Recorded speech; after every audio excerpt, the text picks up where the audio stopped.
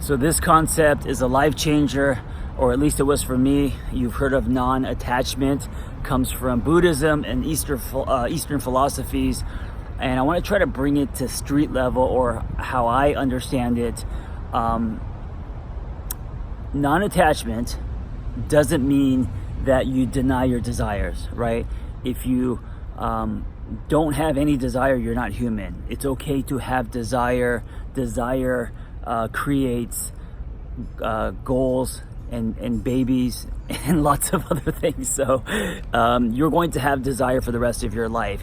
It's attaching to the outcome of that desire. It's tying your worth or your happiness to an expectation. That's dangerous, right? So when we talk about practicing non-attachment, and I emphasize the word practicing because it's something that you really have to practice, because we're wired to desire. That was a rhyme. We're wired to have expectations. We're wired to want things, right? And we're also wired, because we live in a society, to be defined by the things that are outside of self. So to reprogram all that, because all of that creates the anxiety, the panic, the less than feeling, what I call sets you into an attracting state, right? I just did an entire audio course on this, and one of the lessons is about practicing non-attachment.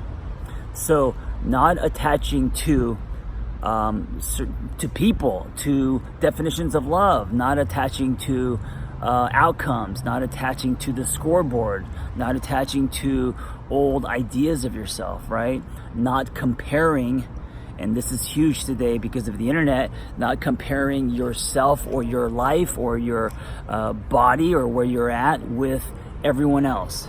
And by the way, that comparison is false, because people project themselves in a way that isn't accurate. So you're comparing yourself to a very filtered, polished version of what you're seeing, not someone's internal truth. So practice non-attachment every day. I think this is what Bruce Lee meant when he said, be like water, I know that when I'm not attached to things, and this doesn't mean to work hard, because you have to work hard to get what you want in this life. And that doesn't matter if it's building a healthy, sustainable relationship, or a new body, or an empire. Working hard has nothing to do with non-attachment. You do have to work hard. You do have to get obsessed with your gifts. You do have to conquer fears and lean forward, but you don't have to attach.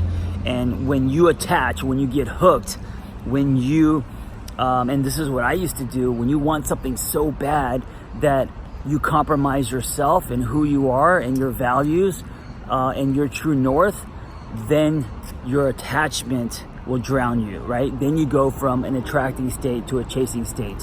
When you want something really bad, but then detach from it and allow that to come into your life in the way that it's meant to, and chances are it's not going to come into your life exactly how you imagined. It rarely does, right?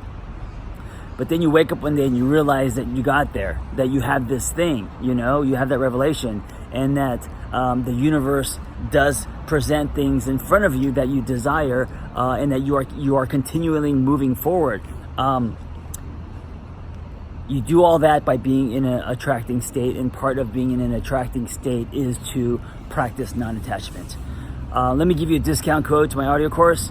Just click on my Instagram bio link or my website, theangrytherapist.com, and for 30% off, type in all one word, all caps, it's time, because it is, and that'll give you 30% off, and it's like the price of lunch. So get this audio course. It's I think it'll helpful. I think it'll help you. It's helped me over the last, I would say 5 or 6 years in changing my state, and allowing myself to attract more instead of chase.